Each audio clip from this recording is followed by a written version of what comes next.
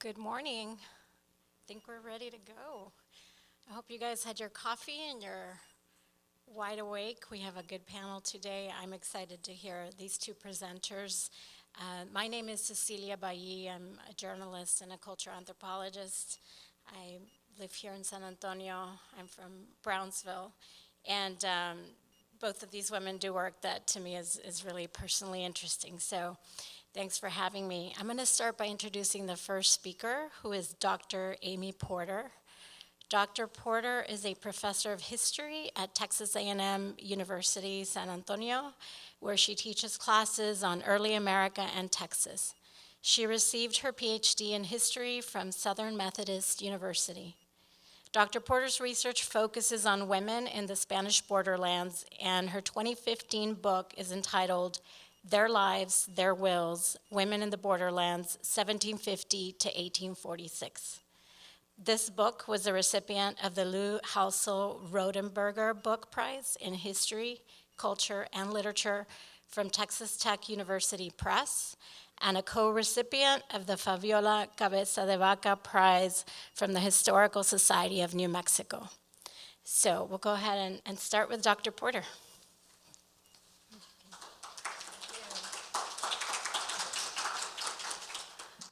Thank you for that nice introduction, and thank you to the Whitty Museum for organizing this conference. It is always wonderful working with Mary Margaret, so thank you as well. So this morning, I'm here to speak to you all about families in the aftermath of the Battle of Medina that took place just south of San Antonio de Behar on August 18th, 1813. Were most of you all here yesterday to hear Dr. De La Teja talk about Erasmo Seguin? Okay, very good. I think he set me up quite nicely for the comments that I'm going to make this morning. I am going to provide a little bit of information about what happens leading into the battle, and then focus on what happens to families after it. This episode in early Texas history was one that brought devastation to San Antonio and to Texas. Many men died in this battle and right after it, but their surviving family members continued to suffer greatly for years. Okay, here's a little bit of context. Life for families was already difficult on the northern frontier of New Spain. Life expectancy was quite low. It had certainly improved a little bit by the early 1800s, but for much of the Spanish colonial period, life expectancy was in the 30s, and that's largely because of high infant mortality rates and high rates of childhood death as well. Epidemic disease were problems, Indian raids continued to be issues, and medical care was rather sparse. Women played important roles in these communities. They helped their husbands with farms, ranches, and businesses, running them when their husbands traveled or if their husbands died. This meant that there were a lot of widows in Behar around this time. And what I've done here, this is just a little bit earlier, but I pulled almost a random page from the 1790 census, a translated document, of course. And I put in red the widows who appear on this page of the census. You can turn to almost any page of this census, and you're going to see a number of widows listed. You'll also notice that many of them are quite young. The other thing to keep in mind is that many women remarry after they're widowed. So some of these women who appear in this census as married had been widowed before. So this is a very common life experience for these women. Men tended to be older than their wives at the age of marriage, so if the women survived childbirth, they tended to outlive their husbands.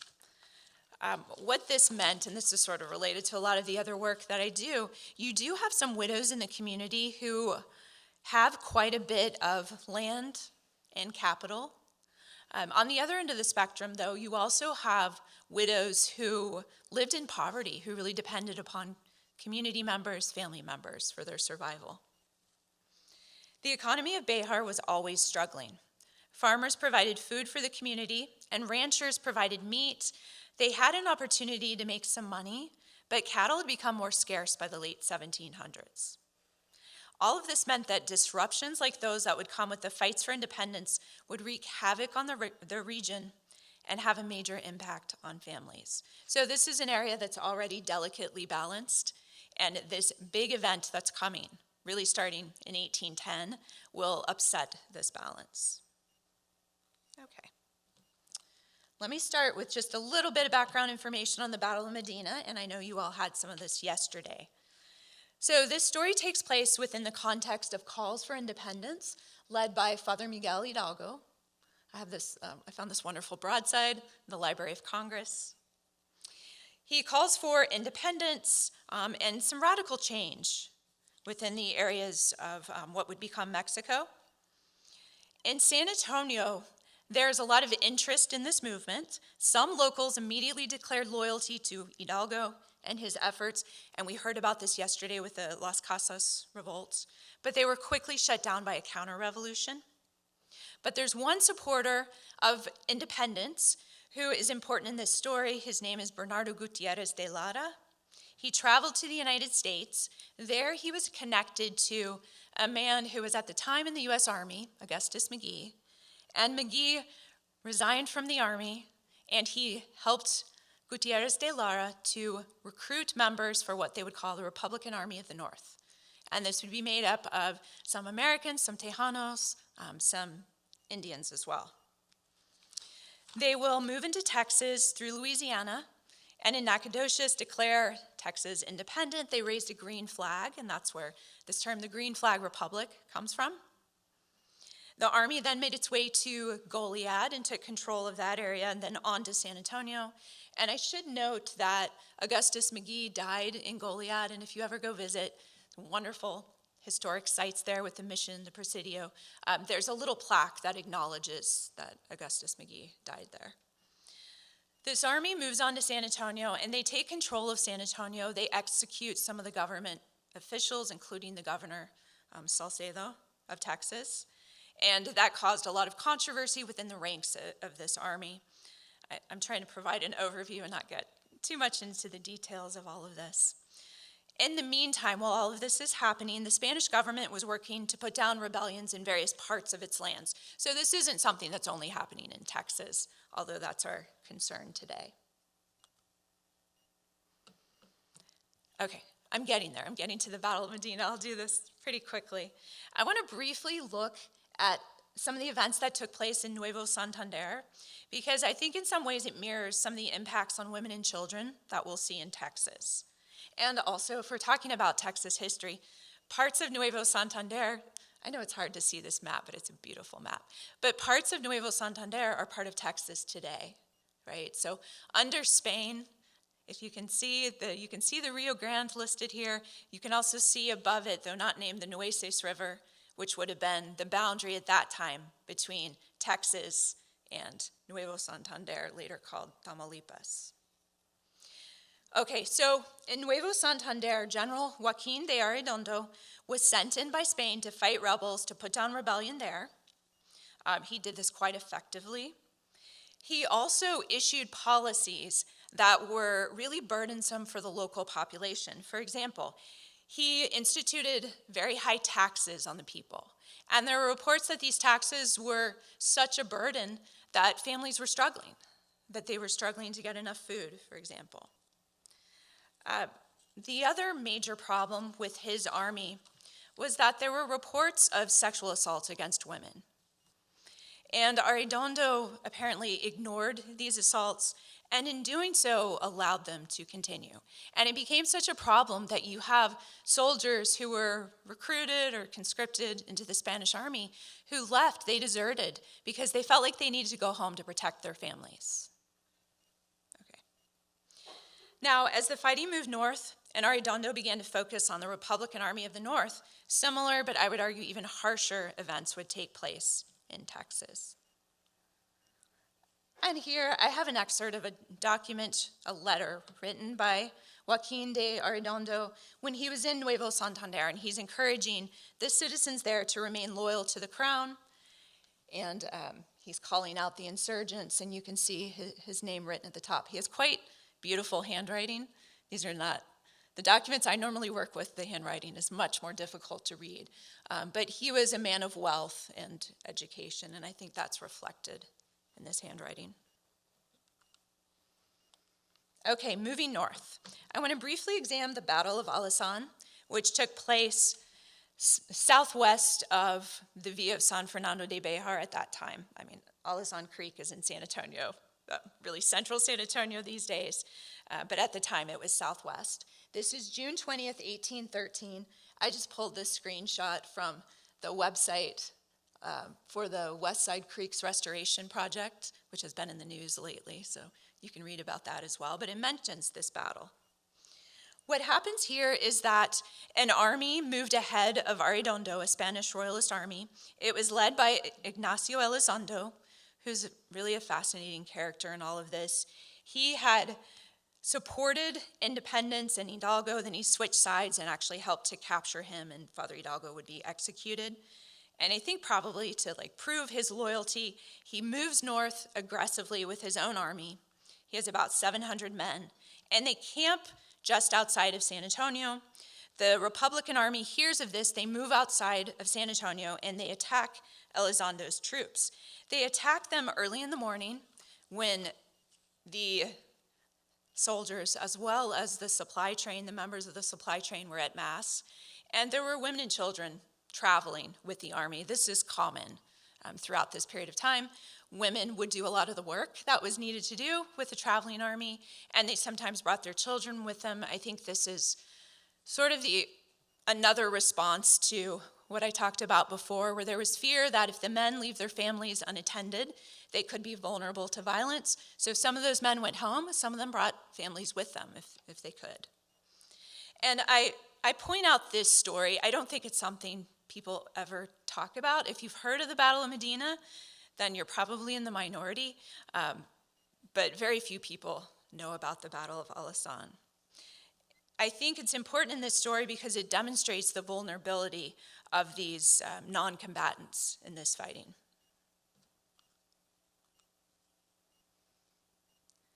This image, I know it's a little bit fuzzy. It's a San Antonio Express news article from 1927, and that's the best I could do with the resolution of it. The larger Battle of Medina would take place about 2 months later and would have a huge impact on women and children, especially those who were connected to supporters of independence. By August of 1813, the Spanish royalists had regrouped and brought in reinforcements to prepare to take back Texas, and this, of course, is the Battle of Medina. Arredondo would lead the Spanish army against the Republican Army of the North, just south of Behar along the Medina River. The bloody battle turned in favor of the Spanish troops. So at first, the Republicans are doing well, but these are, the accounts that we have, which we have some good documentation, but because so many people die in the battle, it is rather limited. But then things turn in favor of the Spanish, and it ends up being this complete rout, and the Spanish soldiers will end up killing maybe 1,300 of the 1,400 or so members of the Republican Army of the North.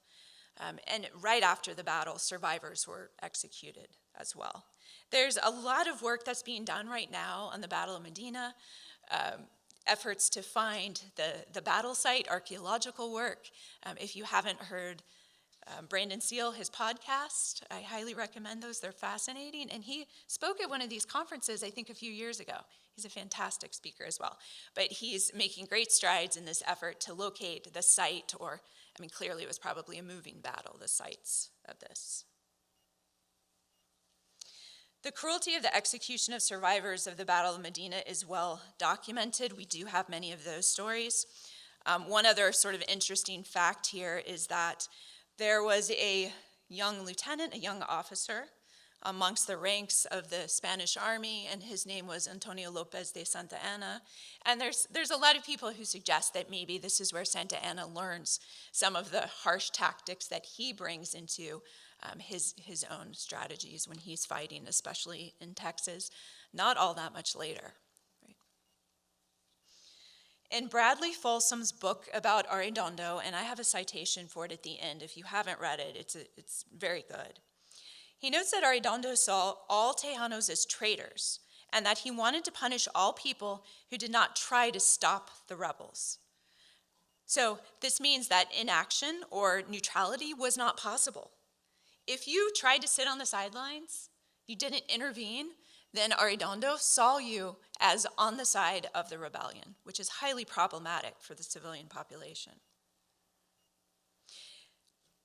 Everybody was also vulnerable because there weren't real trials that were held.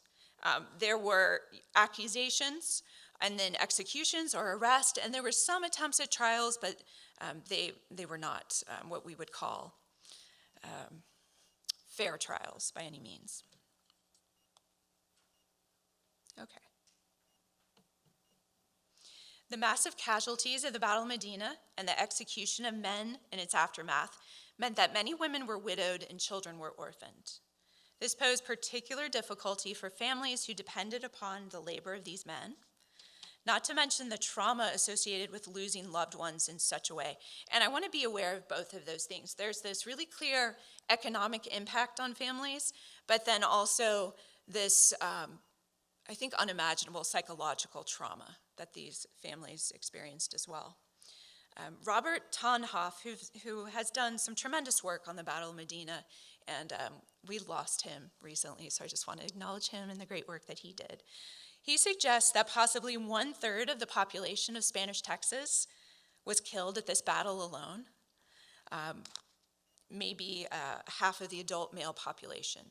So if we think about Spanish Texas during this time, most of Spanish Texas is controlled by independent indigenous peoples. But we do have pockets, right, of these Spanish towns. I think it's like the 1804 census says that there's about 3,600 people in Spanish Texas. So that gives you an idea. There's a lot that explains that. Spanish Texas had a really hard time growing and recruiting settlers. And I've already mentioned the mortality rates due to other factors before this. Okay, so what happens right after the battle when we think about this trauma? So we have the executions. Men who died on the battlefield, Arredondo and the Spanish did not allow for the burial of these men. So for 9 years, these men's bodies lay on the fields untouched by people until somebody went and found the remains that they could and buried them. And again, I think Dr. De La Teja referred to this yesterday.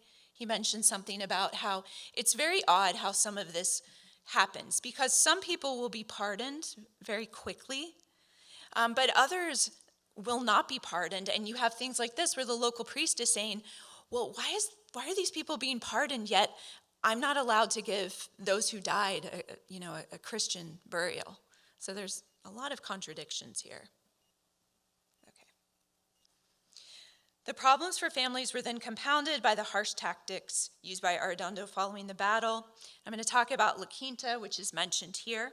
A group of women, maybe as many as 500, mostly widows, some daughters, were imprisoned in La Quinta, which was a house on Quinta Street. This is the location is described by Jose Antonio Navarro. He said it stood where the old post office stood. Today, it's at the southeast corner of Dwyer Avenue and Dolorosa Street, which many people point out is a very fitting name for this site. There, the women had to grind corn, make tortillas all day long. Slow workers were whipped, and the women were also subjected to sexual assault. And this is referenced here towards the end. We have a few documents that point to these sexual assaults. They don't come right out and say exactly what's happening. That I think at the time would have been considered further dishonoring these women to use that type of language, and it wasn't the way that people wrote at the time either. One source indicates that Arredondo gave officers one woman a night, and that if women resisted, the head jailer tied the women at the top of La Quinta and stripped them naked for others to see. These sexual assaults were meant to terrorize the women and punish the men who could not protect them. In addition, sexual assault created a dishonored status for women and their families, as did public nudity. Women in this society, the ideal women were to be pure and chaste and demure, and such actions would have been understood by Arredondo and his soldiers as both extremely cruel, but also meant to ruin these women and their families. It is important to note, though, that these women were not powerless victims. They found ways to resist. Just the fact that a document notes what happened to women who resisted shows us there was resistance.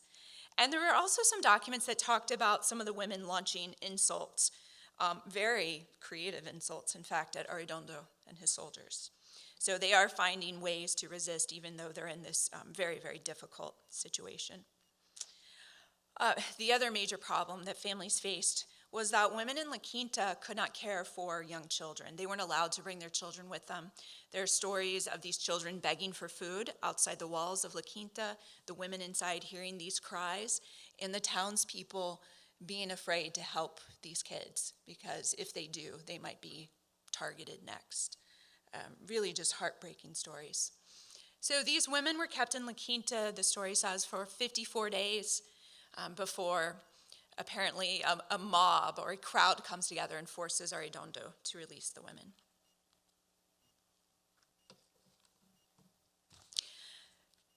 This actually is not the last story of, you know what, let me go back to this slide. I want to point something out for just a second. Can I go back to it? Oh, okay. So here, Navarro mentions two women, Juana Leal de Tarin and Concepcion, or Consolacion Leal de la Garza, probably. We know that Juana Leal de Tarin, her husband, Captain Vicente Tarin, survived the Battle of Medina, and he escaped to Louisiana. But his wife stayed in San Antonio and was in prison at La Quinta. We see these stories. Some families do run. They leave Behar. They try to make it to Louisiana. And some of them do. Sometimes just the men were able to get away and their families stayed in San Antonio. And that's the case here, and this is fairly common. And then the women could be subjected to imprisonment in La Quinta. Ignacio Elizondo was sent after people who were fleeing east. And there's a mention of him here toward the Trinity River. And he did capture some people. He executed the men, arrested the women. They were imprisoned in La Quinta again, so we have sort of a repeat of that story. And then there's another story that says before the group that he'd captured, before he brought them back to San Antonio, he made the women strip naked and bathe in the river. You know, again, I think we're talking about this association of public nudity with dishonoring these women and these families. Elizondo doesn't actually make it back to San Antonio. He is killed and disappears from this story, which is another story for another time, I would say. Here we have an excerpt from an 1876 biography of Jose Antonio Navarro. The sources from this era, they tend to focus on the better-known families and the men in particular. But if we look closely at these sources, we can glean some information about women and families. Here we see the story, of course, of the widows and orphans being marched back to San Antonio after the men they were with were killed. We also see the story of a 17-year-old Navarro fleeing, luckily in this case, to Louisiana. His mother ends up getting him amnesty so he can return later. And this is fairly common as well. One of the things we see is that women survivors tend to be quite active in clearing the names of their family members so the men can return. So another important role there.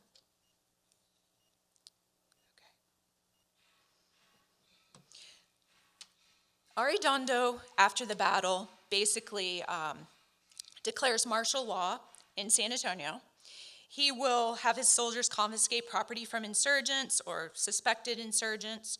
Most of the confiscations were of men's property, but some women had property confiscated. For example, there's a mention of Ana Maria Orocha, who lost all of her property, her jewelry. She also lost her husband and 2 sons. Even if the property confiscated belonged to men, though, because we have this wonderful document from the Saltillo archives, a list of 96 insurgents, and it details the property that was taken from them. And then there's inventories, there's all sorts of records related to this. It mostly lists men. I've noted 2 women up here. I didn't translate this, but it's mostly houses and land. Gertrudis de los Santos also has some small livestock at her son-in-law's ranch, and 3 slaves, interestingly. But most of what was confiscated was land, houses, some livestock. What I would argue, though, they weren't careful. They would say this land belongs to this man. It's likely, though, that some of that property was community property and belonged to women as well. Under Spain, men and women, whatever they gained in a marriage belonged to them equally, and I don't think the soldiers in Arredondo were careful in determining that when they were confiscating property. We also see loss of property in other ways and in other documents. So, for example, this woman talks about, in her will, this is an 1814 will, other documents I've worked with for other reasons, but she mentions that she lost a lot of cattle in the attacks of the rebels and the attacks of the Indians, and she doesn't know how many she has. So Arredondo orders that all firearms in the town have to be turned in, that all people on outlying ranches have to come into town because he has to protect them. This is what he's saying. I think he's trying to get everyone, to get a hold of the rebellion, they have to turn in their firearms, and he needs to have eyes on the people. And he only stays for a few months, but soldiers will remain in control of San Antonio. And we do see increased attacks on these outlying ranches and a lot of livestock that are killed. Other documents point around 1813 show orders to provide, quote, destitute families of insurgents with grain and request for medical supplies. What we're going to see is a shortage of food, of grain and meat for several years to come as a result. We also saw civilians who were pushed out of their houses anytime an army comes into town. Some civilians lose their space because the soldiers need somewhere to stay, or at least the officers, they need some office space. This woman in her will, Maria Concepcion de Estrada, claims as a debt that's owed to her the rent for her house, which was used as a hospital during the Battle of Medina. And she says, Arredondo gave me this promissory note. People had these promissory notes. I don't know. I'm doubtful they were ever paid those debts back, though.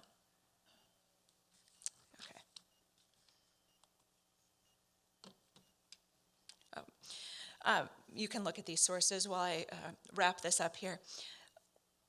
It's really important to tell the story of the Battle of Medina. It's a critical piece of Texas history that many people don't know about, but we also need to incorporate these stories of women and of children and of the families and understand what happens to them in the years that follow as the survivors. 1821 and Mexican independence brought relief to Behar. Many so-called insurgents returned if they had not already. Some had property returned, but not all.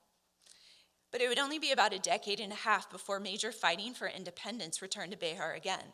And at that time, many families, possibly with these ideas, memories of the Battle of Medina on their minds, fled Behar when they heard that Mexican troops were coming to the Villa. That's another story. I'd like to tell it another time. But I want to end with the story of Concepcion Lozoya, also known as Concepcion Charlie. At age 14, she married the 28-year-old Miguel Ignacio Cortari. He died in 1802. She later remarried Ventura Lozoya, whose family had lived at Los Adayes in East Texas, or modern-day Louisiana, but at the time East Texas, before coming to San Antonio in 1773. After the Battle of Medina, Concepcion's father-in-law was declared a rebel, and she would flee with the other Lozoyas to Natchitoches, Louisiana. Later, the family would return to San Antonio and try to reclaim lands confiscated by the Spanish government. Concepcion's experience with war would continue. During the siege of Behar in 1835, she was forced out of her house by Mexican troops. Then in February of 1836, when Mexican troops returned to San Antonio and laid siege to the Alamo, she took refuge inside the Alamo along with her 13-year-old son and a daughter. Her older son, Toribio Lozoya, died fighting there, as did her son-in-law. Concepcion's story reminds us of the suffering of the families after the Battle of Medina, especially for those tied to so-called rebels. Her story also reminds us of ties between the fights for Mexican independence and the fights for Texas independence that impacted the families of San Antonio in direct ways. Thank you, and I've included some sources here if you're interested in reading a little bit more about this topic.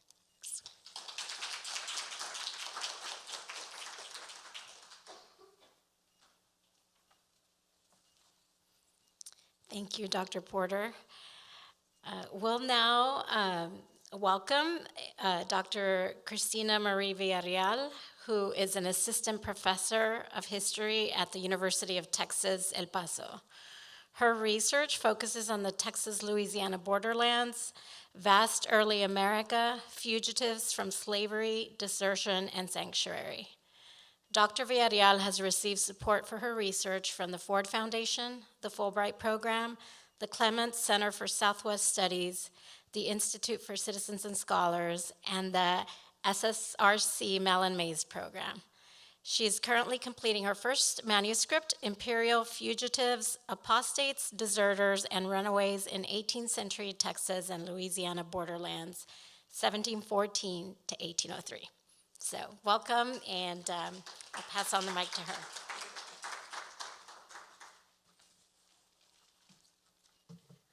Good morning, everyone.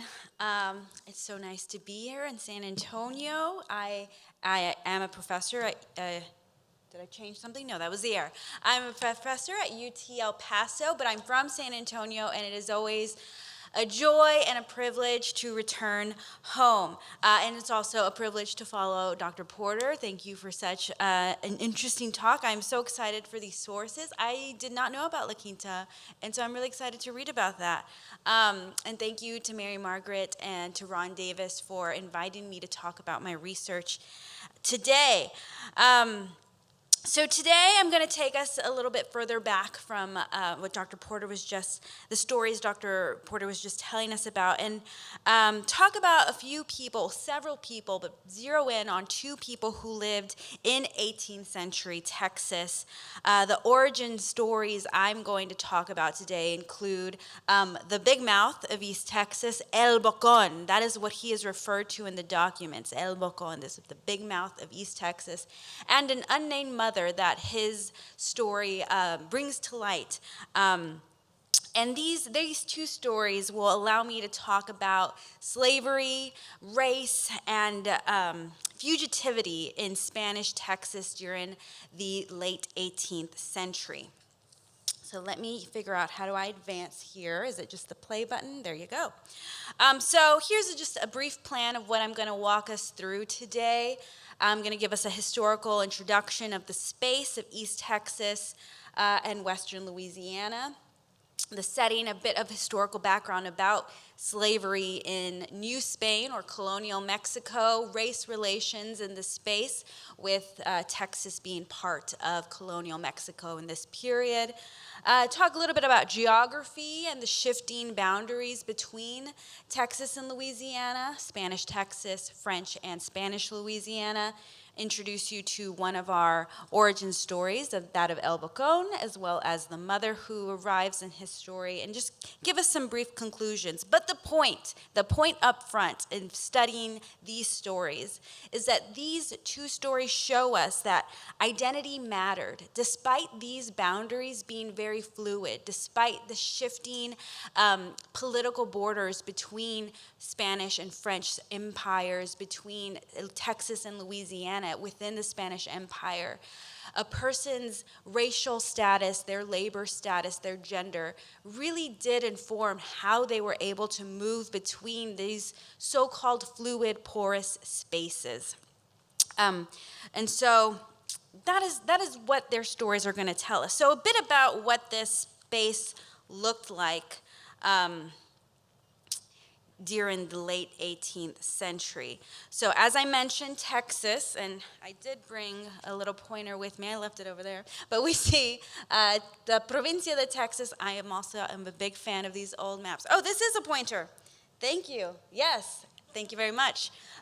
This is a pointer. So we see La Provincia de Texas aquí, and then we see Louisiana with the Mississippi River draining down here. This on this map looks like one space, and in my work I really do talk about how it was in many ways a space, oftentimes with the Texas nodes, the pockets of colonialism, of colonial settlements that Dr. Porter mentioned, were very much dependent on Louisiana, as it was a more populated colonial space with more resources that came through the Mississippi River. Texas was formerly under the government of New Spain, colonial Mexico, governed by Mexico City, or from Mexico City, and Louisiana was governed by, or from Cuba. And these spaces, giving these different nodes of colonial authority, developed quite different colonial societies. So let's walk through a brief history of that. Brief history of Texas, Louisiana borderlands. We have the 1682 arrival of the French. Wow, can I go back? Skipping ahead. How do I go back? Thank you. Oh, it's the red one. Thank you, thank you. La Salle reaches the mouth of the Mississippi River in 1680s, and this sparks imperial fear for Spain. They do not want the French to arrive and start populating the Gulf Coast, these Louisiana, the region around Louisiana before they are able to, because Spain had long before claimed the land, but they were unable to create formal permanent settlements in the space of North America because, again, as Dr. Porter mentioned, much of the space in North America remains under indigenous control throughout the 16th, 17th, and 18th century. But because the French are able to arrive traveling south down the Mississippi River, the Spanish respond, and they, at this time, the end of the 17th century, beginning of the 18th century, began to form settlements, establish permanent settlements in the region, as do the French around Louisiana. By 1714, we have the establishment of Natchitoches. You've probably heard of Natchitoches, especially if you were here yesterday and you heard Dr. Galland's talk. Natchitoches, often if I am being from San Antonio, I'd never heard of Natchitoches, and I was very quickly pronouncing it incorrectly, Natchitoches, but it is Natchitoches. The French established Natchitoches in 1714, which is a trading post, and it is also the site from which they're able to enter into Texas and kind of pull Texas back, or pull the Spanish back into the region. They're wanting a formal trade partner in the region, and also they lured them in with the opportunity to convert the Caddo, which over the long term is a failure. The Caddo are uninterested by and large in converting to Catholicism. But we see very, very briefly within these early 1700s, this establishment of colonial settlements in Texas and Louisiana. By 1718, we have these major colonial nodes in Texas and Louisiana, New Orleans and San Antonio de Behar. And so for the first half of the 18th century, we see these two colonies developing in tandem. Texas is struggling all the while to bring in settlers. It has a lot of dangers. It is controlled by indigenous people, whereas the French have more success in forcing people into Louisiana. There are many convicts who end up as settlers in Louisiana. There are also a lot of enslaved Africans who make their way, who are brought into Louisiana and begin to settle there and help the French, or forced to help the French settle the Louisiana territory. But by 1763, the 7 Years' War changes the imperial landscape of the Gulf Coast. As a result of that war, France signs over their lands west of the Mississippi River to Spain. And so now we have Texas and Louisiana, both under the Spanish Empire, but both with very different colonial societies. And I'll talk a bit more about that in just a second. So it's within this context, a Spanish Texas and a French culturally, but now Spanish politically Louisiana, that we see the population, the repopulation of East Texas. People are initially Adesanos, Los Adais, people from Los Adais, who have been developing a long-term kinship relationship with people from Natchitoches, were forced to abandon East Texas. They went to San Antonio, but they immediately knew that they wanted to be near their trade partners, their family in East Texas, and they quickly repopulated East Texas. And by 1779, we see the establishment of Nacogdoches. And that is where I wanted to bring us today. So that was, again, a brief history getting us to Nacogdoches and Natchitoches at the end of the 18th century. We have these two colonial posts out in the frontier of these two colonies with very different populations. Why these two had different populations is, of course, based on the different societies that each had developed. Now, Nacogdoches, East Texas under Spain, was a part of New Spain, as I mentioned, and it was a society that ascribed to Spanish norms regarding race and status. And these race and status organizations, it was organized under something called La Sistema de Casta, the caste system, the caste system that shaped society in Spanish America. And it was a social racial hierarchy that was very much based on one's heritage or bloodline, limpieza de sangre, which is what it was known as, was determined by one's European ancestry. At the top of this hierarchy would have been someone of Spanish origin who was Catholic. Also, religion played a role in how you showed up on this hierarchy. Indigenous people were often seen as people without former defects of tainted blood, but they were not Christians, so they had to be converted. And then Africans were often seen as not Christian, not European, and were often at the bottom of this hierarchy. But this organization, the Sistema de Castas, Limpieza de Sangre, these ideas informed Spanish society starting in the 15th century. And so by the time we get to permanent settlements in Texas, there was a lot of mestizaje or racial mixing in what was colonial Spanish society. And those who actually settled in Texas during the 18th century were often mixed race.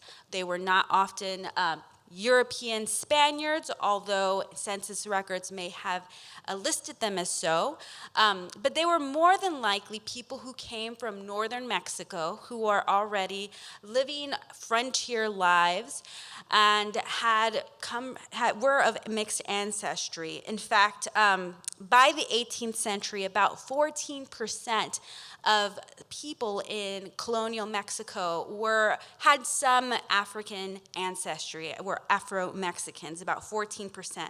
One scholar, Ben Vincent III, called the 18th century the century of pardos y morenos, as of people of African descent were often listed as a caste called pardo o moreno, or moreno.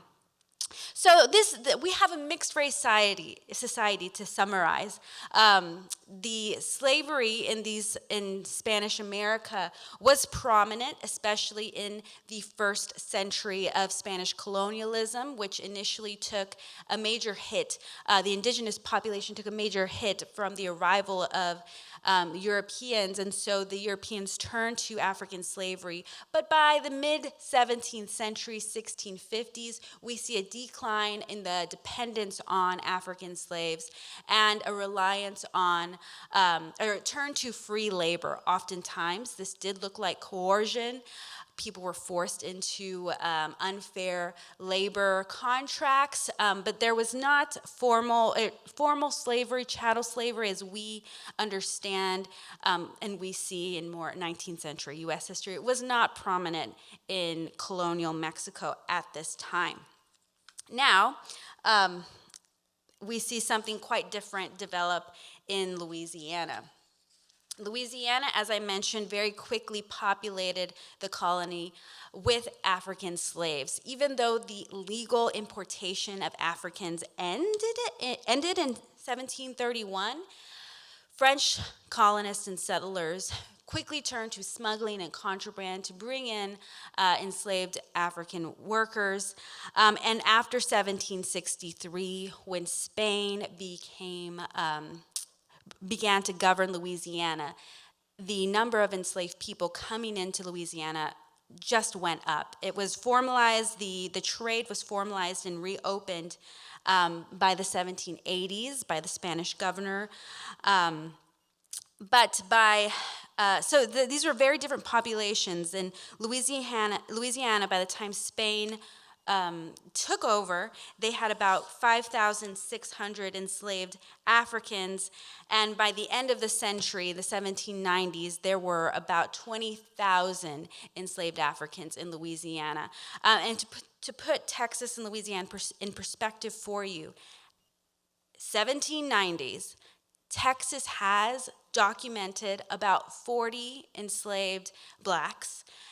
Louisiana has about 20,000. So these are very different societies with very different racial norms and ethnic identities for the people who live and reside in either of these two. In Texas, we see people of mixed race backgrounds claiming European ancestry and being allowed to act with the privileges that came with being of European ancestry. And in Louisiana, we see a very divided society based on race, where there are free black communities growing, but very much there's a black enslaved community that makes up half of the population in colonial Louisiana. So, with this in mind, let's get to our origin stories in the Texas-Louisiana borderlands around this region here, a hazy space that was between the Spanish and French empires for half the century, but becomes enveloped within the Spanish Empire after 1763. And our origin stories come from Nacogdoches and Natchitoches. You can see here, if you'd like to see a modern map, we have Nacogdoches and Natchitoches up here. And within these borderlands, as I said, these were fluid borderlands where people migrated and moved, but it often depended on who you were. So let's see. Here's an image of a beautiful map of Natchitoches. I'm happy to share any of my images with you. We had Natchitoches, where slavery is mostly based on tobacco plantations or small cattle ranching. That's where most slaves would have worked and labored. Nacogdoches, like I said, had a smaller slave population. If you see here, these are censuses from 1783 and 1790. You can see the Esclavo population. Just right here, we have 8 men and 6 women in 1783. Nacogdoches had a very small enslaved population, where Natchitoches had a very large slave population. And it's within this context, that we meet El Bocón, alias El Bocón, Juan Jose Rodriguez, in the archive, sometimes Juan Jose Peña.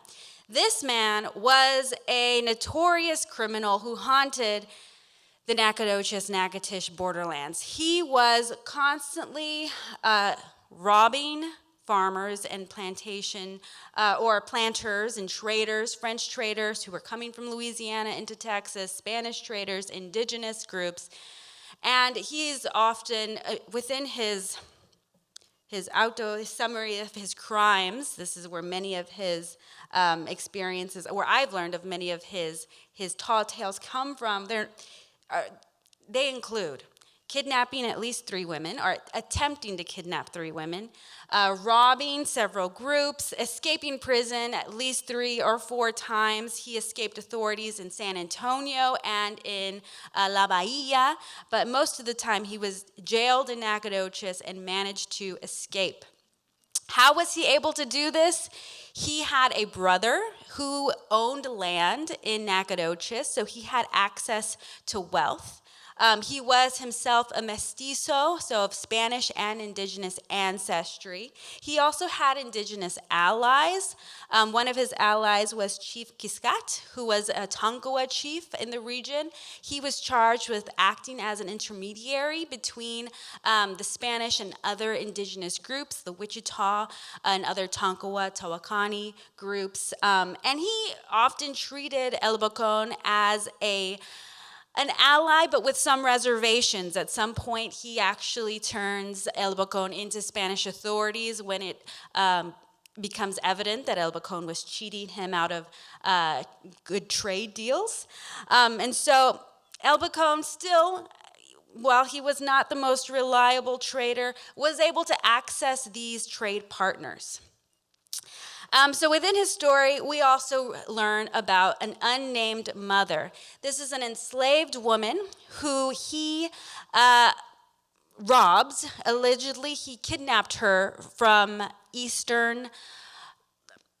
from western Louisiana. She was at Opelousas, and she was enslaved and held as a slave by Manuel de Soto, likely on a small cattle ranch. She was also a mother. If you see here, we see she's described as una mulata y un mulatito.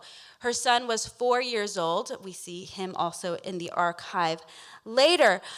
And so the main criminal proceedings for El Bocón describe El Bocón as this man who sequestered her. He took her from Louisiana and brought her into East Texas.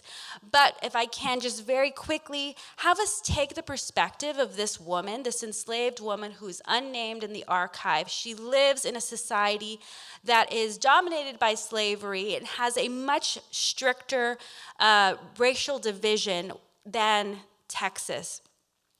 And she was allegedly given to El Bocón. That is what it says in the document.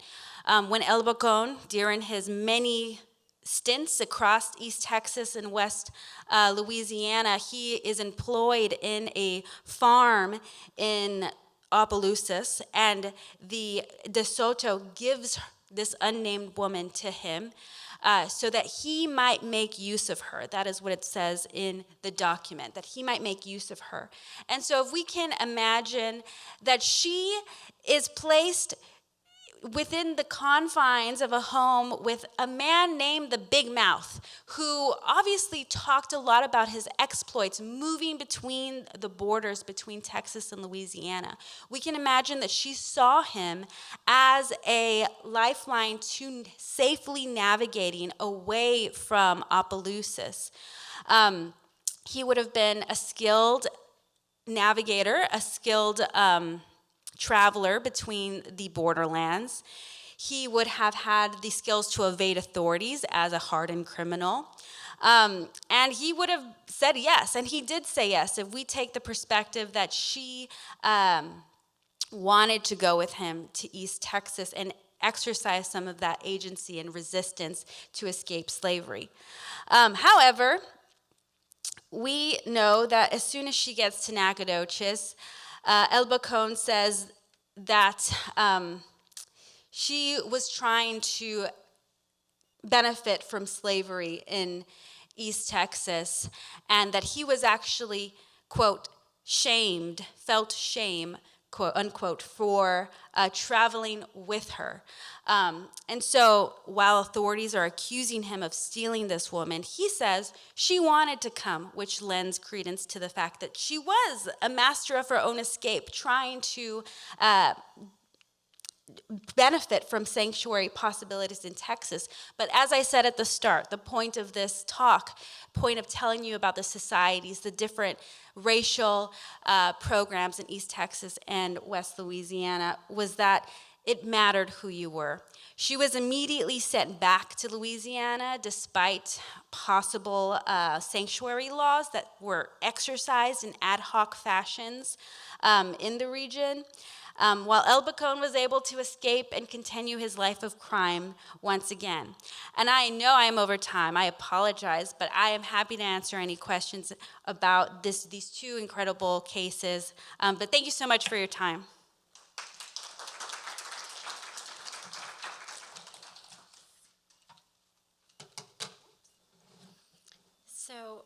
Is this on? Can you hear me? Yes. We have just about 5 minutes for questions, and then we'll have a 15-minute break before the next panel. Yes? We don't. Hello, hello? Hello. We don't know what happened to her. Unfortunately, she's returned, and we don't know. We do know that on their way from West Louisiana into East Texas, they meet up with a 14-year-old African-American black fugitive who's trying also to get to Texas. And as soon as they're back, as soon as they're captured, as soon as El Bocón is captured, because they're not trying to go to authorities, they're trying to make their way around Nacogdoches. The Nacogdoches authorities send the mother, her child, and the 15-year-old back to Louisiana. Yes. So it's so interesting. I mean, did she continue to live in Opelousas? Like, could we trace her, like, from current people who live there? That's a great question. I haven't been able to get to those archives to trace her. I haven't found her yet again in the archive, but it might be possible to trace her. She was given back to De Soto, so it may be in those records. I have a question for Amy. Amy, you've talked about this before, but not today. This idea of the women and the children who are left without their sons and fathers and brothers. And then soon thereafter is the Battle of Alamo. And what happened? I mean, they had already been traumatized, clearly. I mean, they were traumatized, rather. So did what you've mentioned that this is a big influence on people staying away from the battle, and that's been misinterpreted as, oh, they didn't participate in the Battle of Liberty, and no, they purposely stayed away. Right. So there's a pattern that I see for sure that whenever an army comes near San Antonio, you have families who, if they are able to, they flee. So they're going to outlying ranches. Many of them, they own these ranches themselves, or they're ranches of family members, and they've just had these experiences. They know what happens when the soldiers come to town. The soldiers have to live off of the land. There aren't trains. The supplies are limited. So they take the people's food, and sometimes they take their homes. And then, the siege of Behar, or the Battle of Behar that happens late 1835, there's street, fighting in the streets, house-to-house combat. And some people who left come back and say, my house was all shot up. If I would have stayed there, we would have died. So, they've learned from experience. And I think it also explains why so many people, so many women and children, from my perspective, went into the Alamo. That was another safe haven for them. And they're doing what women and children have done for a long time, which is, going with the soldiers, going with the army, because that might be their best protection. Were there any records of the children born out of these rapes and things? Oh, probably, but there's... Can you repeat the question? Sorry. Oh, sure. She was asking if there are any records of children who were born out of these rapes as a result of them. I'm sure there are. We could go through the baptismal records, but it might be impossible to prove.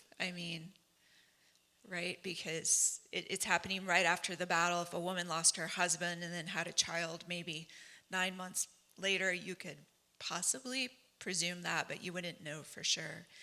I think with the sexual assaults, it's a little bit difficult, and I'm always sort of hesitant to talk about this because I almost feel like these stories need to be known, but I don't want to re-victimize the people, even though this was a long time ago. Some people have asked me before, like, how do we know for sure that this really happened? Are these just people who hate Arredondo and they're making this up? But we have several accounts of this, and I don't think they would, because people knew these women. Everyone knew who was imprisoned. And I just don't think that they would say those stories if it didn't happen just to make him look bad. But to trace it, the documents are tough, for sure.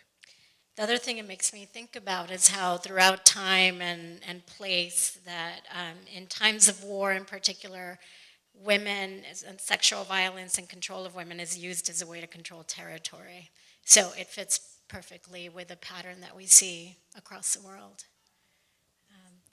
Any other questions? We're going to have a little bit of a break where we can keep chatting.